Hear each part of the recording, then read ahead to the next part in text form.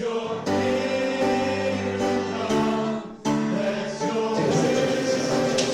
we've been having a great day, haven't we? And in this next session, we want to be thinking about how we go about supporting church planters. So on this panel, we have a group of people who've been involved in church planting. The grey hairs and the receding hairlines demonstrate that. We're all in our 20s. You age quickly in that.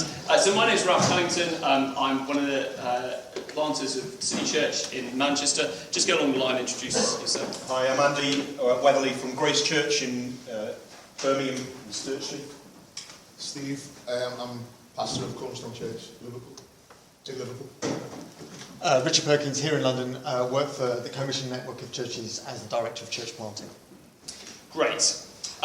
We've all been involved in planting churches. I wonder just first up whether each of you could share what sort of support did you get when you planted a church?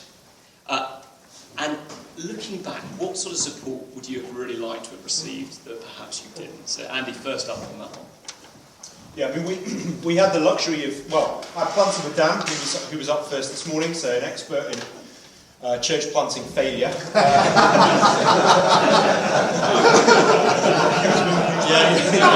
I made you everything you were. I failed, no. But I genuinely, and Dan and I think we'd say this, would actually co-planting with someone was a different experience, a very positive experience. So that was one of the things. I think we were sent from a large church, so again starting with a core team. So that was different, and doing Bible college and different things at the same time. So we did have some things that were a bit of a luxury. In terms of things that wish we'd had, we didn't. I don't think we had any kind of contextualised vision for what a local area church plant looked like, or it certainly took a long time to sort of figure that out. So I think we just did what we knew, but that wasn't probably what the area needed, and it took a long time to figure that out. I think we also we didn't have age on our side. We were all far too young, and what would I have given for just some older Christians around? And you know, if we had vision, people of age and vision to do something new that could have just steadied the ship and just be wise and experienced. And then I think probably as the years rolled on, I wish I'd started off with a much more realistic perspective of what ministry looked like. I think it's a lot of feeding and nurturing sheep, and I thought church planting was sexier than that, and it isn't. So being a shepherd is it? Yeah. That's great, thanks Andy. What about you, Robbie? Bit different context? Yeah,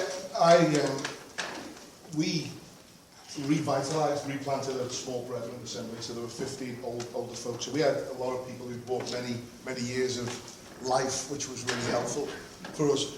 But we didn't have any support really. My context, was we were one Sunday, thank you, see you, and that was it. And sadly, the elders of the church that I was previously at, none of them have ever crossed the threshold of our church ever since. Now relationships are fine there, praise the Lord for that, and they're absolutely fine. But I think a lot of that was to do with the fact that the church that I came from had no grid for what it looked like to send somebody in that context. The previous church plants or people who've gone there was a sense of this seems right, but it feels too painful. And so I didn't have any support really, and as a result of that, I think I made a lot of mistakes, in different ways. I spent a weekend with Richard and his wife Sean, and my wife's called Sean as well, and Richard's wife is called Sean. We spent a weekend with them, and literally months before we went to the church, and that was very, very helpful for us, especially for my wife Sean. That was really helpful. And I got involved with Acts 29 when it first came in 2010. We were 2009, 2010. Steve Timmis was a real blessing to me and an influence to me. And I'm indebted to him and thank the Lord for him. Sadly, things have not turned out well there, which breaks my heart, I'll be honest. But Steve was really helpful for me. But I wish I had had an older guy who'd been in ministries for many, many years, who in Liverpool, who was with, and there were some, and I'm not being critical, We understood what it meant to get alongside some younger guys and to love on us, to care for us, to be a peaceful presence. A fatherly, peaceful presence in the right sense. I wish I had that. And I guess that's given you a burden to play that 100%. 100%. I don't want to be. I'd hate it if when I'm older than what I am now, young guys in our city said there was no one to walk with us and care for us. So that's part of it. We're going to come back to that. And Perks, again, a very different kind of setting for how you planted. Tell us a bit about that. What sort of support? What would you have liked?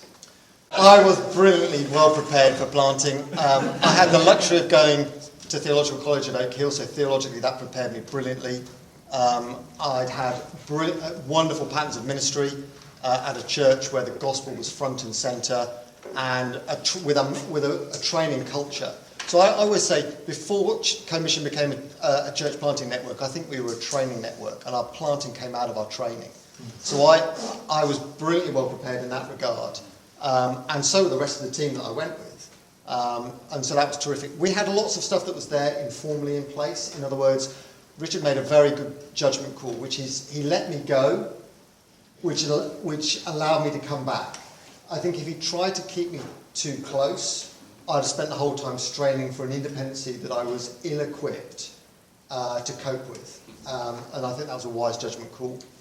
If I were to suggest that there might perhaps have been one or two things we could have done better, I think I was brilliantly well prepared to plant franchise church. So I think we did McDonald in Balham. So Balham is a similar context to Wimbledon, which meant that all the healthy patterns of ministry I had seen, I just replicated. So it's just Andy's comment about, in the one sense, we did what we'd seen, we just did it less well, and it was in God's kindness we grew. Hey, who knew? But those kind of questions, which were, okay, what are we trying to do here? How are we trying to do it? How do we reach these people here? What works? What are their defeated beliefs? All that kind of stuff. That came latterly. So I think to have been prepared to think through that would have been helpful. I think we'll get onto it, but we didn't have a sort of formal coaching, someone to walk through with you in place that I think might have made it easier. And it meant, I think also, I didn't pay, and no one's paying as close attention to me in terms of character as would have been helpful, I think. So I was perhaps ill-equipped to cope with some of the ups and the downs that came. Okay. But one thing I would say as well, I went with brilliant people, and particularly an outstanding elder who had my back and stopped me from the kind of reckless things I might otherwise have done. That's so important, isn't it? Yeah, that's great. As well as being church planters, you're now all involved in networks, some of you leading networks.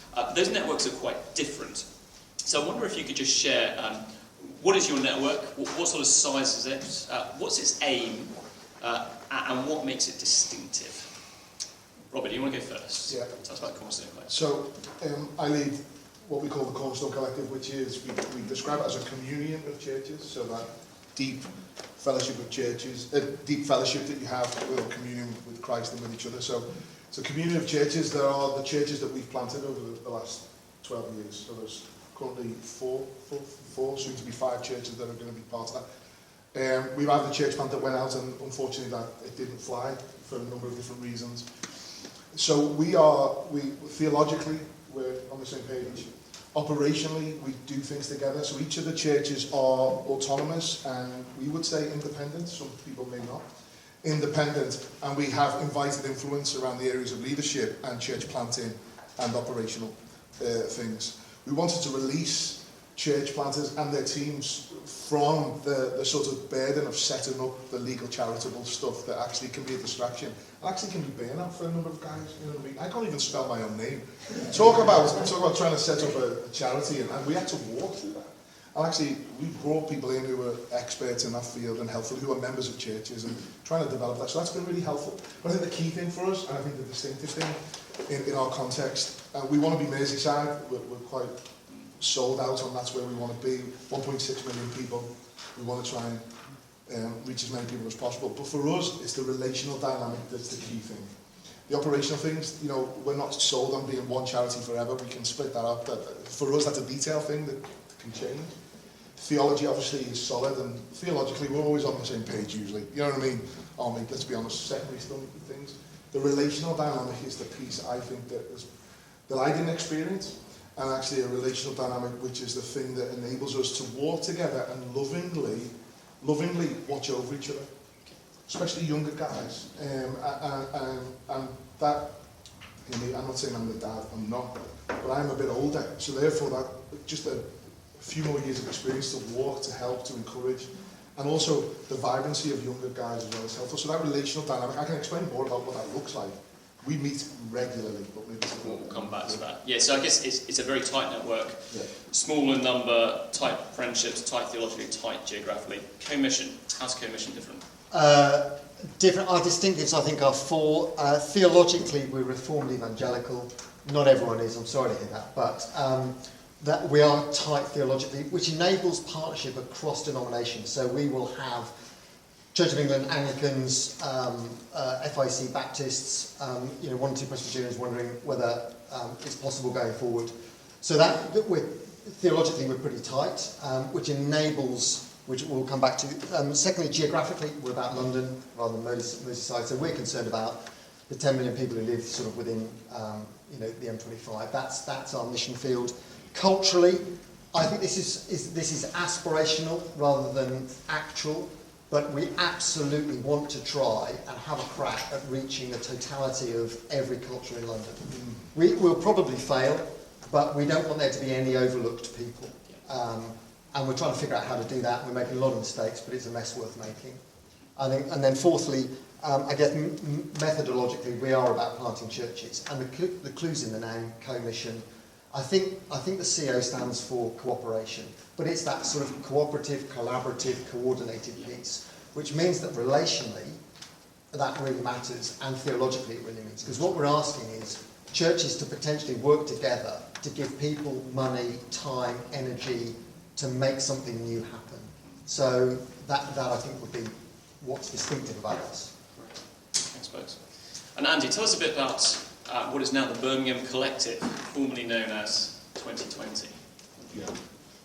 So I think you're sort of travelling out in concentric circles from the tightest to something a little looser to then, I think, where we are. Really loose, just chill out.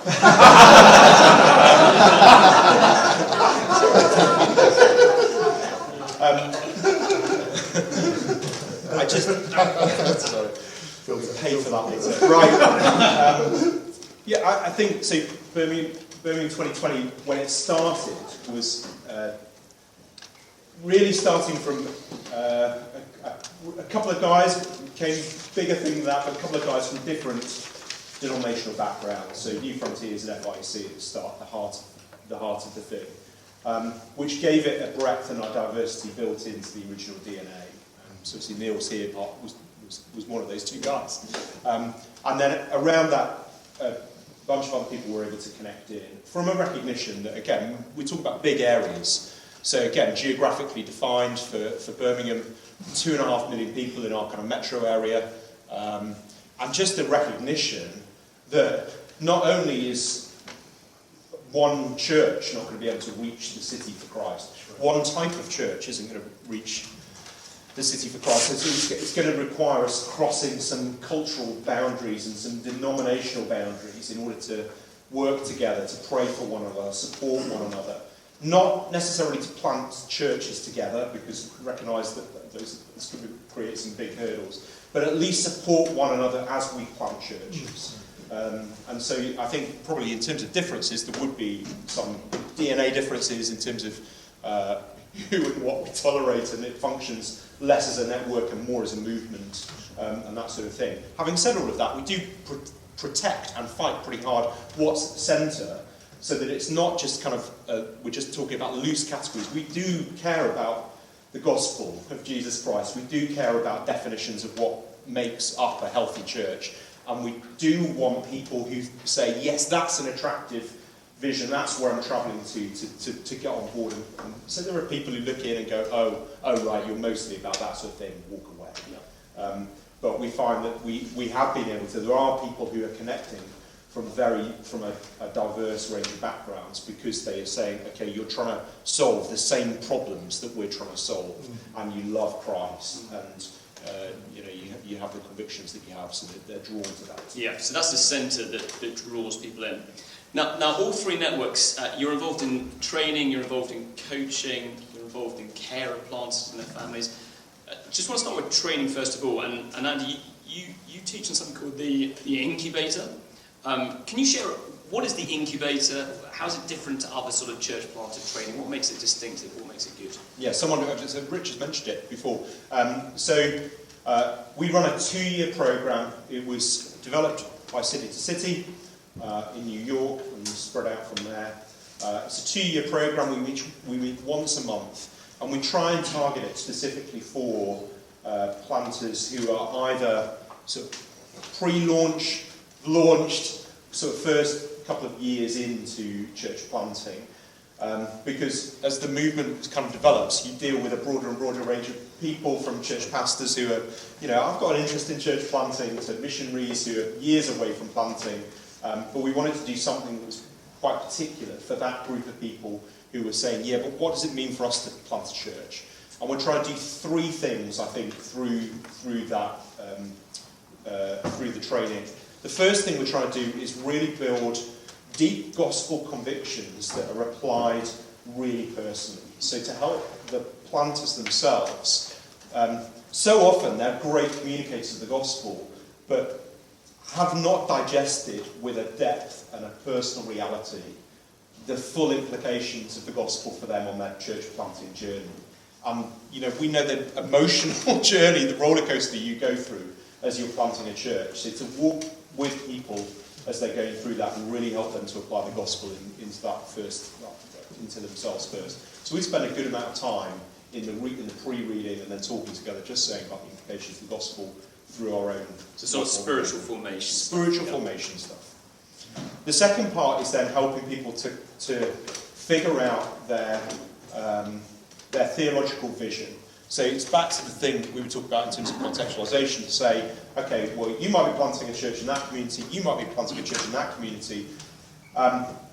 Us giving you a model for what that's going to look like is not going to work in terms of how you do mission, in terms of how you do leadership development, in terms of how you do fundraising, or whatever it looks like. So you're going to have to figure that out yourself. So we're starting with very often very similar theological routes, but figuring out as we go through different parts of the city and the kinds of churches that are planted, contextualised into their particular communities with the planters they've got, the calling they've got, to effectively write their own manual for their own church plant, rather than us giving them a manual and saying, do this, do that. Yeah. And then the third thing is just lots of training on the soft skills that they haven't picked up anywhere else about how you lead a church. What do you mean by soft skills? Well, it can be a wide range of things, from how do you just get a team of people to work together, how do you form a core team and actually build into them. We talked a little bit about the requirements or the necessity to get a whole core team actually trained and going forwards. How do you figure out an evangelistic strategy and go about implementing it? How do you make corrections when things are going wrong? How do you have difficult conversations with team leaders who are off doing their own thing, or or how do you cope with things that are failing and that sort of thing? And sort of talking through some of the things that I didn't get in Bible college. Yeah, great. That's really helpful. Perks, at the London Planting Academy, you do the incubator as well, but you also run another church planter training course. Can you share a little bit about that? Yeah, so the church planter training comes out of the provision that we've made for Co-Mission over the last kind of 5 years, and just been a developing programme. And I guess there'll be 3 things in that we're primarily concerned with, I guess, content, cohort and case studies. So just specific content, just material they need to think through. And some of that could be, you get the guys in, actually we're going to teach our way through the pastoral epistles. And we're going to give expositions for planters. We're going to actually feed you and teach you from the Word. We're going to look at the stages of church planting. What does the church planter journey look like? What is the church planter experience? What do you need to be thinking through at all those stages?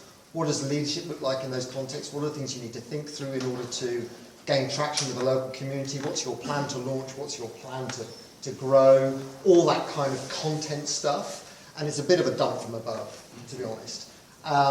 Secondly, cohort. You get the guys out of their situation. They're in the trenches week in, week out. You get them out of there. You get them back to HQ. You give them some nice food, company, and they're amongst a band of brothers who get what it's like. They're all working in different parts of the city, but the job is you get them there, interacting with one another, encouraging one another, praying for one another, showing interest in what's going on, exchanging ideas, all that kind of stuff. And I think that's leadership is lonely. Church planting leadership is even more lonely. So if you get the guys together, that's just, I want it to be an oasis for them, which is why it's fortnightly.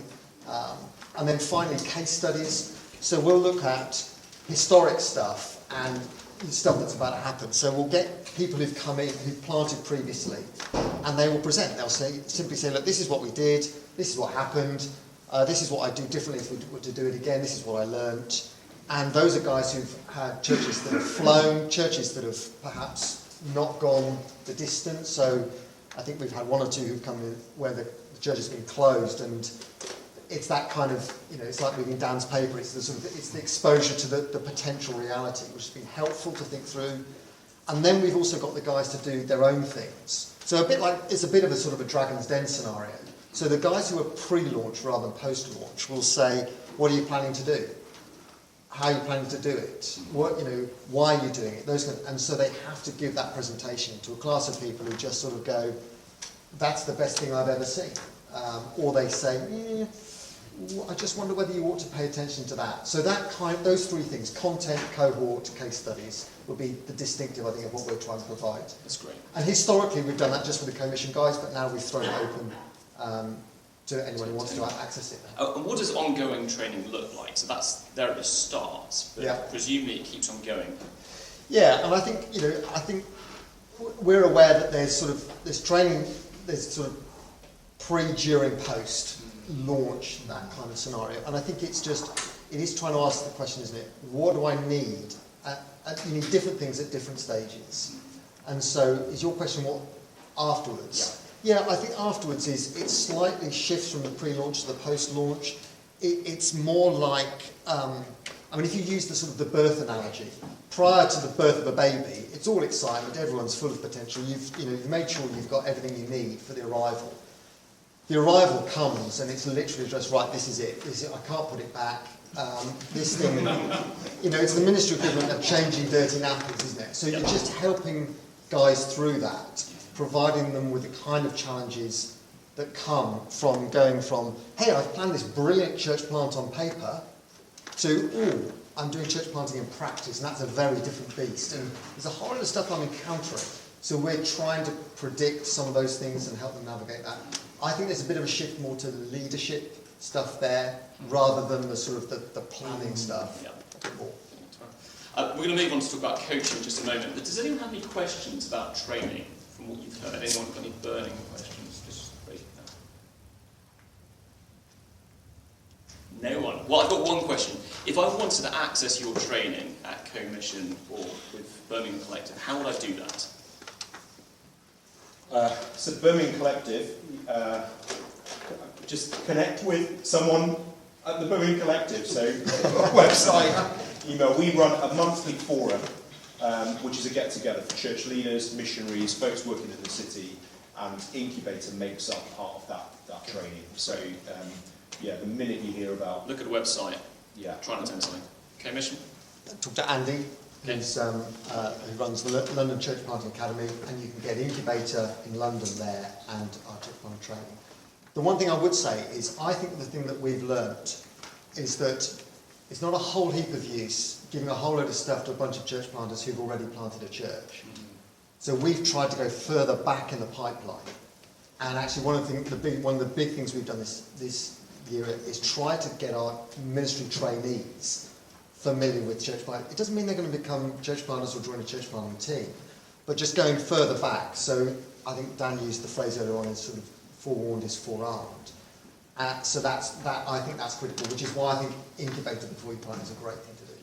That's great. Brilliant. We're going to talk about coaching. Just so I know, who has actually been coached as a church planter? Just give a show of hands so we know how many people are familiar with it.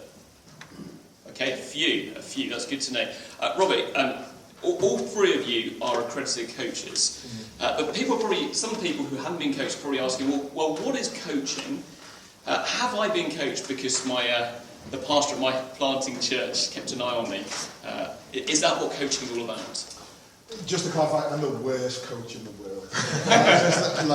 I can't help it. I enjoy coaching teams. I struggle coaching individuals. I just want to get past the questions and tell you what you need to do, which is what that is not coaching. So that's a great example of that is not coaching. Coaching is intentional gospel conversation. I knew I was asking the one person who doesn't know. So it's an intentional gospel conversation. That deals with spiritual, emotional, all sorts of relational and missional issues. As a church. I'll be honest. Obviously. It's like ventriloquism. I'm actually teaching this next week.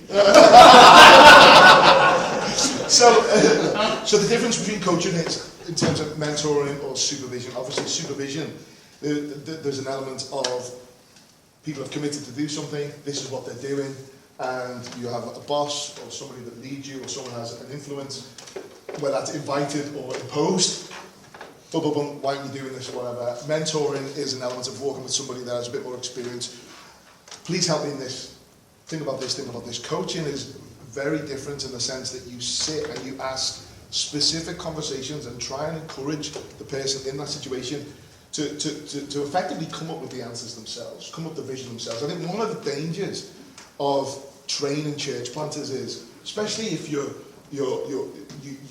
got lots of ideas, you've learned from mistakes, is that you can just impose, do this, and it'll work. And some cases it will, in other cases it won't. So actually to walk with somebody to figure that out is really, really helpful. So the whole issue of coaching is that conversation that is predominantly from the coach's perspective, asking questions, teasing things out, helping with direction, trying to encourage them to go to the right places to find the answers for those things. I think one of the difference between coaching, take it out of the Christian context, coaching situation, and in terms of gospel coaching, because there is a difference. Coaching outside is very much the answers are found within you. You have them. And the reality is we're gospel people, and actually we have an authority that is outside of us. So actually trying to also, from a gospel perspective, help somebody who often, especially if they're church planters, there is that sense that I've got this. I've got this. We've all been, I remember saying to one of the staff, when I start to worry, that's when you worry. How arrogant is that? No, I'm being serious. When I start to worry, that's when you need to worry. I'm like, ungospel is that. Yeah. Whereas there's that sense of being able to ask the right questions, knowing that the gospel is the answer to the question, but encouraging them to know the truth that they know, and to engage in that. Coaching has been really helpful. I'm not great at it, so I really try and work hard to try and encourage it. And I meet with our guys regularly, the church planters, once a month, and my goal is to coach, so I don't come with an agenda in any way. But I think also we've got to be cool about it, in the sense that there is an overlap of being able to give that sense of advice. You know, Jürgen Klopp is the greatest coach that's ever been.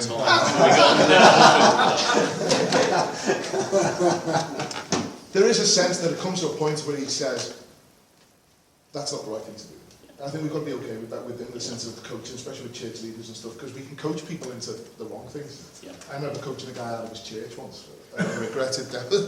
But it was the right thing, but it just went down the road, and I was like, wow, where are we? So it's set apart. These guys are better than me. And I guess one of the aspects of secular coaching is that you're coaching someone to get a strategy to solve an issue. Whereas within gospel coaching, you're also coaching them about how they address the issues of their heart, the life behind those strategies, which is really which on that, and Dan underpins this in his research, but often the issues that causes the major problem in church leadership are the issues of our own hearts. Yeah, absolutely. That roll out in the information. Yeah, that's great. Perks, you've been involved in planting a number of churches and training loads of church planters. What sort of difference do you think gospel coaching makes to church planting? Yeah, so look, I'm somewhat drawn to hyperbole. So I think it is something of a game changer. Because I think it's the bespoke nature of coaching that makes it hugely helpful. In other words, there's something about training, isn't there, which is, you know, I've got an hour's worth of information, I'm going to give you the information, and you'll take what you want from it. And, you know, depending on your level of experience and the nature of the issues you're facing in your context, some of that will be useful, some will be less useful. The thing about a coaching conversation, because of its intentionality and because it's just the two of you, you can absolutely cover what they want to cover. And so it is that, it's the identification and the potential solution to problems in ministry, be they relational, personal, missional, or spiritual. And I think the bespoke nature of it means that the planter can come with, this is the thing that is, you know, frustrating, this is the obstacle at the moment. And I want to think it through. And I think the coaching conversation gives them, number one, space to think. But we've got an hour, we've got 90 minutes, but this is for you to think out loud. So you've got the space to think out loud. Two, there's the opportunity for you to explore a variety of possibilities to the solution of that particular strategy, to the solution of that particular problem. In other words, identification of the strategy. And then you actually leave with a kind of, okay, I know what I'm doing now, I've got a plan of action. And I think it gives sometimes hope in a situation where previously you might have been a bit of an ostrich, stuck your head in the sand and thought, I'm sure it'll be okay. The weakness for me when it comes to coaching is I am much more, I think, task-orientated than I am gospel-centred. So, I need to be aware of that. And so it's helpful to hear the corrective, and I think the model that City to City uses is really helpful for making sure you're not just task-orientated, just get it done, just do what works, be expedient. And I think that's a great strength of the coaching that we've been exposed to. But I think it's a game changer. I think we've had it, just about a year and a half, maybe, a year and a half's worth of coaching across the network now. And so they're the first guys to do it. And we've trained up a cohort of coaches who are trying to figure out how it operates. So it's early days for us, but I think it's a potential game changer. Great. Well, if that's the case, and we do believe it to be the case, I'm hoping lots of you are interested in either becoming coaches or getting coaching yourself. So Andy, how do you go about getting trained to be a coach? How do you go about getting coached for yourself? I'm more comfortable with the question around how can I be trained as a coach, because at the moment the reality is we just don't have the infrastructure for coaching large numbers of people through the network. So you will have to figure it out. In terms of getting coaching for yourself, it's something that you may have to pioneer within the networks that you're working in. We are trying with an organisation called CMM, as we referenced, Church Multiplication Ministries, to roll out some training to get people trained up to become coaches. So if you're here and you're sort of a few more miles under the belt, thinking, I wish I could play the role that you mentioned, Steve, in terms of just being like that older Christian who can help a church planter, I would encourage anyone who's got a pastoral heart for church planters and church pastors to seriously consider becoming a gospel coach. Because, well, for the reasons that you've described it as a game changer, and again, from within our movement, I'd say absolutely the same. It's difficult to overstate the importance of coaching. So if you're willing to become a coach and consider that, we're attempting to run 3 lots of coaching training this year. We've done one already. The next one's coming up in Liverpool in June. It's actually not too late to sign up for that. So if you go along to the CMM, Church Multiplication Ministries website, you can find the training. It's an American website, but the training for the UK you can find on there, and it's not too late to sign up. We're running training later in the year in Edinburgh. I've got the dates for those, but later in the year in Edinburgh, and then hopefully the start of next year in Birmingham. So, do just be aware of that. Richard, do you run any training here in London? So with City to City, I think with the London project, we're looking to do it. I'm looking at it now. I'm thinking it's September, isn't it? Yeah. So you've got Liverpool, London, or Edinburgh. So all over the UK. Birmingham next year. It's not just for church planters, it's also for women. Yes. So one of the key things, I think this is something that we've experienced, Sean and I, as we've walked around with guys. The planters' wives or ministry wives, or even just women in ministry, but especially from Sean's perspective, walking, often wives can look to Sean and Sean says, this is how we've done it, or give some mentoring advice. Actually, coaching is probably better. We've got different children. Sean's married to a different person, so that person is, and actually the coaching element of women in ministry and church and teams, but also the wives of planters and pastors is important. So the coaching is very much, my wife's going to be doing it, Josh's wife's going to be doing it in the Liverpool, being part of being trained up in that way. So it's not just for men, it's for women also. Yeah, that's really helpful. I mean, it was going to be the next thing I talked about, actually, because... No, it's good. So Dan's paper was really quite sobering in thinking through some of the issues that are facing church planters today, whether it would be about the impact on their families, whether it be unfair expectations, whether it be cultural pressures. What sort of things do you have in place there at Cornerstone Collective to have ongoing care, both for planters and their wives and their families and the teams that you send out? Yeah. So I don't think any of us in this room set out to send, train, plant churches without any thought of caring for people. I think we all have the conviction to do that. And we also, but I think the key thing is how do we create a culture for that to happen? And in order to create a culture for that to happen, you have to put in constructs to make that work, the trellis and the vine type stuff. I think that's really important. So because of my own experience, we were very, like from the early days and the outset, just within the church that we planted, that we wanted to actually spend lots of time together.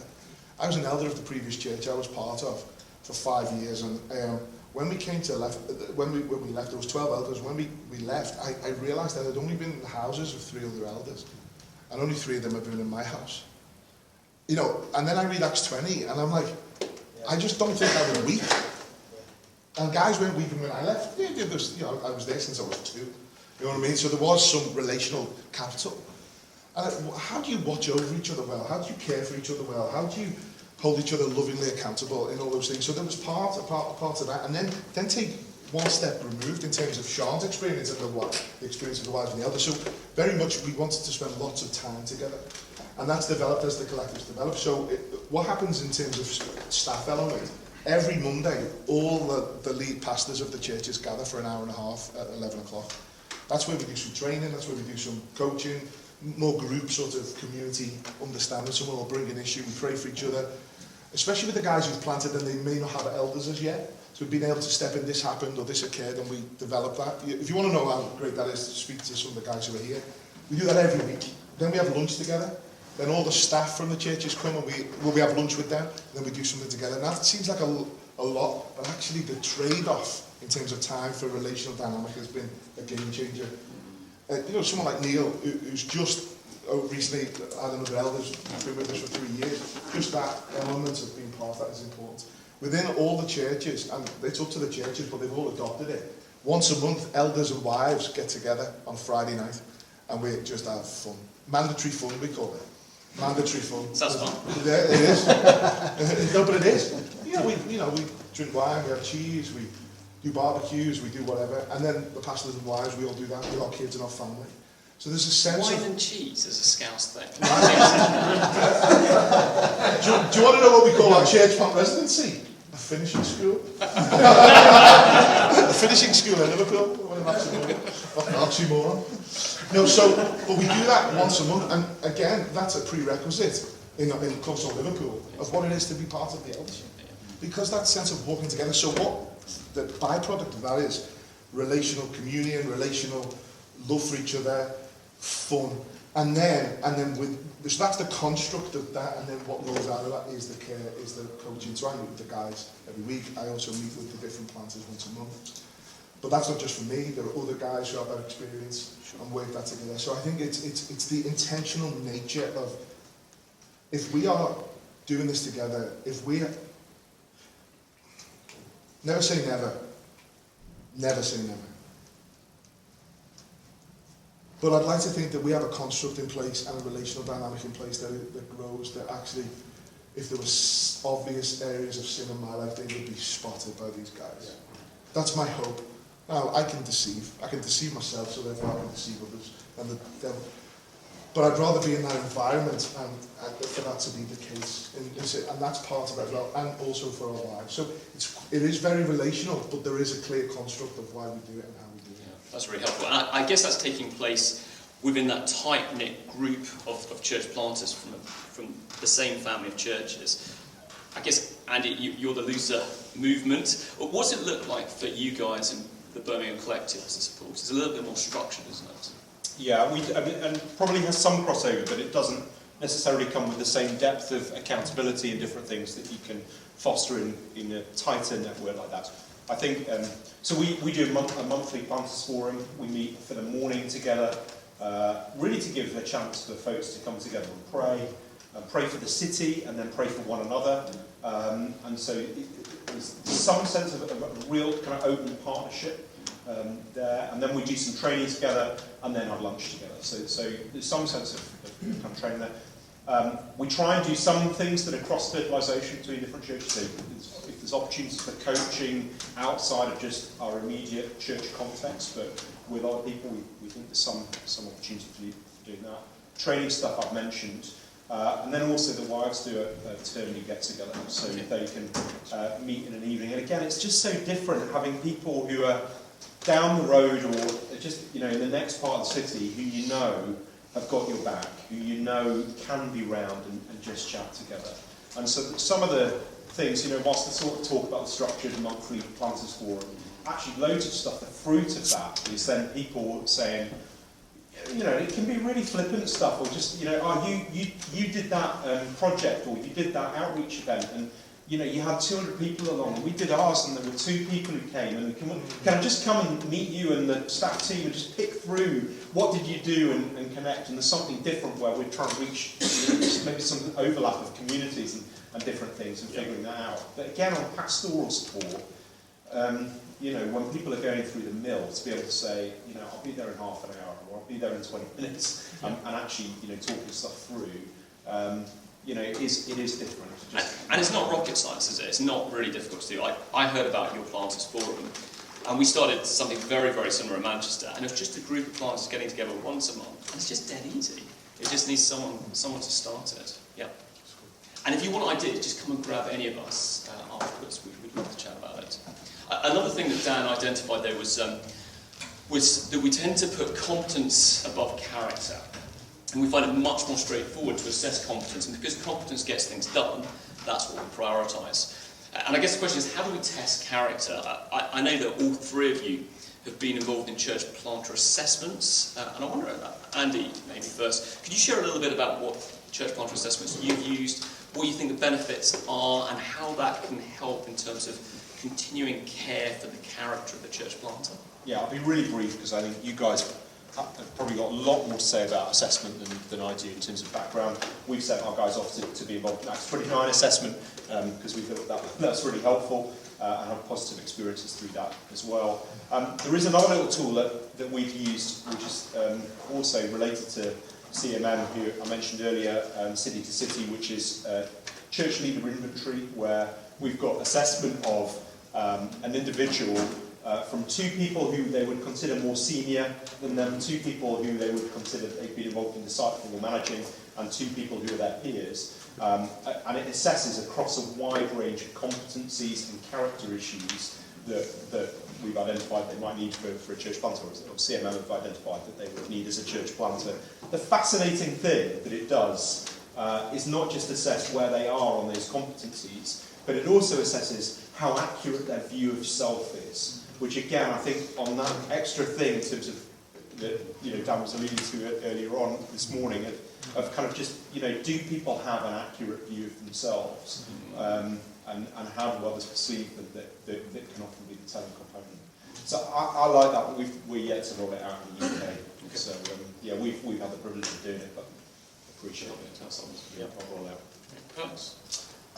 3 things to say on those. I think they're essential, flawed, and useful. Essential because I think you've got to do due process. I mean, you're prayerfully considering the suitability of someone for a particular type of ministry. So you're not just asking, do they pass the permission to play things that the New Testament identifies in terms of, character and convictions, and whatever the third C is, competency, the ability to run a household well. You've got to ask, actually, is this fair to ask this guy to do this ministry in this context? So I think they're essential in that regard. You have to do that. Flawed, because anyone can have a good day. That's right. And it's just a piece of paper. And you can, I'm sure you can gain it in some way, shape, or form. So you've got, it's not going to be the be all and end all. And then I think useful, because I think for the reason that Andy's identified, I think it's the conversation you have with the planter afterwards, where he's brought face to face with an analysis of what he's like, and he's thinking, okay, do you recognise yourself? No, it's not me. It's the self-awareness thing. So I love asking him, have you talked this through with your wife? Yeah, I showed her, the result. What did she say? Well, she agrees with you. It's completely, and you're thinking, okay, there you go. Look, so it's the opportunity, isn't it? Do you recognise yourself in this? What are your strengths? How are you going to mitigate your weaknesses? What can we do with you going forwards? What impact is this going to have on the way you lead a team, the way you encounter ministry?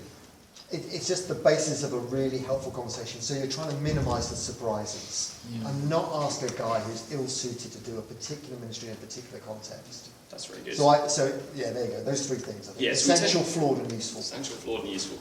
We tend to see it as a kind of gatekeeper device, don't we? If you pass the assessment, you're in. Whereas it's actually that continuing care and informing what continuing care looks like. Robert, do you have anything to?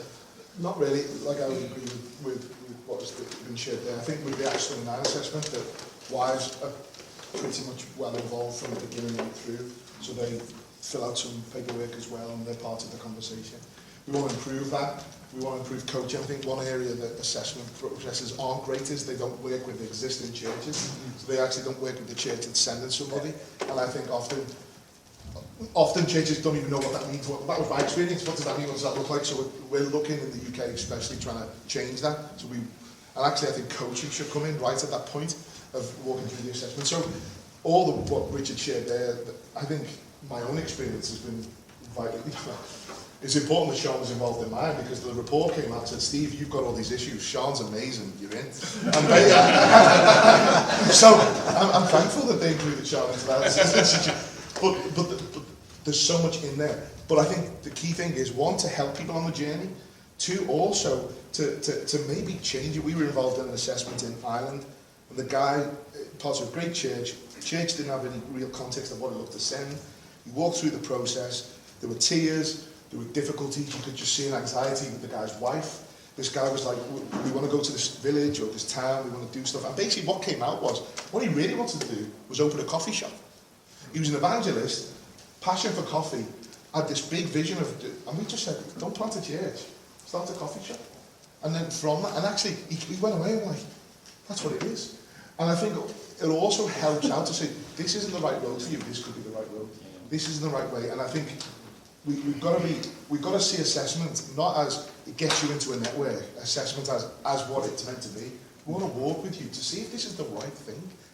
And also church leaders. So we walk through an assessment with our church residents, which effectively is Acts 29. We've tweaked it a little bit. But then we'll put guys through Acts 29 because we want other people who have more experience as well to look in and go, you've missed this, Robbo, or this guy, you've missed this, you're going to think about this. That's helpful. That's helpful. That's going, we haven't got all the answers, how can you help us in this context? Plus the fact we're in the city, and we might guys in rural contexts, and really, like, we're in a sort of middle class, stroke working class sort of area. We've just planted in a really deprived area. We need other people's eyes on that. We have no context for that. Yeah, that's good. That's good. I was chatting to someone over lunch, and we were talking about theological training, and saying, well, who would want to be a pastor today? I mean, it's really hard. If it was not the internal call, there's no way people would do it. And I guess we're sending people out into a brave new world when they're planting churches, into a culture that's hostile, but also into a church culture which is quite hostile as well at the moment. And there's all the things that were raised in Dan's paper. But each one of you in turn, I guess, what would you say is crucial to sending out planters well supported into that brave new world they're going into? First, do you want to start? Headline, an ecosystem of multifaceted support. I think it's unlikely you will get everything you need from one particular source. You need different things from different people. So you've got to work out, what do you and other people think you need, and where do you and other people think you'll get it. So for me, I need to be able to laugh and I need perspective, so I need mates. I need information, because I don't know stuff and therefore I need training. I need accountability in a really healthy way, so I need a supervisor who holds me to account, so I'm not, I'm not running rogue. I need hope in the midst of difficulty, therefore I need a coach. I need development because I'm not the finished article, so I need a mentor. So in other words, it's working out, what do I need, where can I get it, what do others think I need, where do they think I can get it? Right, let's work out what I need and let's try to find it. So an ecosystem of multifaceted support. That's great. I agree with that. A couple of things. We need to be real. I think when I started, the brochure said one thing, the reality was different. It wasn't on the brochure. That's the first thing. 2 Corinthians. We follow Christ in triumph and victory. We are the aroma of Christ to God. He looks on us and we smell of Christ to him. And that's wonderful. But the world that we're living in, we are a wedge in humanity. It is life for some, it is death for others. And the reality is this, we are finding that in the context of our churches now. Even in the context with people who name the name of Christ. I spent 3 weeks, I met with pastors, all from Acts 29, as we try and walk through a process of revitalising the network. Every single one of them is under some sort of issue because the fact that they are the pastor of their church, there's been complaints, there's been issues, it is painful at the moment. It's to remembering that who makes us sufficient? It's God who makes us sufficient, 2 Corinthians 3, to do those things. And I think that's the reality. The other issue is, and I think this is the layer outside that sends, we need to be real with our weaknesses. We've got to be real. We've got to not repent of weakness, but embrace our weakness. And as this is 43. But people who've got a year or two under their belt, we've got to be real about the realities of what it is. And actually, so the brochure of church planting is honest. It's honest, and it's real. Like I came off the just grade, you know what I mean? I was like, get a job, put your pants on, all that sort of stuff. And God hit me with a limp. He gave me a limp. My daughter got a tumour in her spinal cord. That's been and as much as I would change that tomorrow, God did something in me that gave me a limp that I walk with now forever. And there's a sense that, not that we want to pray that people are given limps, but actually the reality of what it means to be that wedge in humanity and the brokenness of the world changes your heart. It changes how you are. And I think we've got to get away from the sexiness and the solidness of church planting. And that's got nothing to do with personality. Be an extrovert, be an introvert. You know what I mean? Some of my friends were introverts and they've fallen with pride. You know what I mean? So, and it's embracing. So for me, I think there's a level of, this is the reality of it. Yeah. Even though you won't believe it. Like your kids, isn't it? Like kids, my daughter's got a non-Christian boyfriend. We share our concerns. Okay, it's not going to happen to me. I pray it doesn't. Whereas we take it back a step, but it's also the reality of this is where we are. And I just think, that's the reality of it. The reality of it. Thanks for sharing us. Andy? I mean, what you guys have shared is absolutely spot on. I don't want to. I just think you're both so sharp on it. I think the only thing I would add is that we've probably got to all have a personal vision for doing this and collaborate to work together as we go. So where do we fit in providing this kind of support network? I was talking in terms of what we're trying to do at 2020. It is like climbing Everest. And maybe we've left, or we look on people who church plant as though they are elite climbers, and the best of the best can do it, and like all this, and it's rubbish. I do think the thing that we've got to do. There's a fascinating curve about how many people climbed Everest. From was it 53 the first time it's climbed it? Basically flat lines the whole way along. Basically, you could only ever climb Everest if you were the best of the best of the best, because there was no infrastructure to do it. And then there was this one guy, Rich Hall, working with a bunch of other people in the end to form base camp and all of this sort of stuff. And he said, this isn't a difficult mountain to climb. You just need to provide the right infrastructure. And if you do that around people, you take pretty average climbers, and take, and now you've got queues going up every, this time of year, isn't it? May, June, you get these ridiculous photos of people queuing up Everest. And I think, we've got to get away from the idea that church planting is for some sort of elite ministry sport. It's not. It's for very weak, fallen people carrying limps and burdens and things. And we've got to, figure out what it is to build the base camp around people with coaching, with training, so that it normalises some of this stuff, so that we plant healthy church plants with really healthy people, and supporting families as they do it, as we love the church. Yeah. But we've got to do it together because it's hard. That's great. Yes, so God's glory is shown as His strength is seen through our weakness, and us helping one another to look to Him in our weakness. With that in mind, could we just have 3 minutes back in pairs? Let's just pray for each other, and let's pray for us as we seek to support one another in the gospel.